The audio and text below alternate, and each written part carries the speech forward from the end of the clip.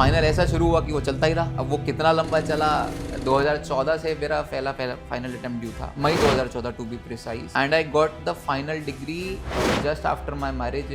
अप्रैल 19 में I got married, नवंबर 19। तो मई 2014 से लेकर के नवंबर 19 नवंबर तक 19 एवरी ईयर तक? 2 टाइम्स, 2 बार होते हैं एग्जाम एवरी ईयर 2 टाइम्स। नवंबर वाला जो था लास्ट में जब पास हुआ तो एक ग्रुप पहले हो गया था, एक ग्रुप बाद में हुआ था। अब वो बोलते हैं कि शादी के बाद लक आया जीवन में तो हो गया, which I believe might be true, but effort खुद का होता है। अब उस बीच में बहुत सारे फेजेस आए, जैसे आपने पूछा कि लो फेज क्या था।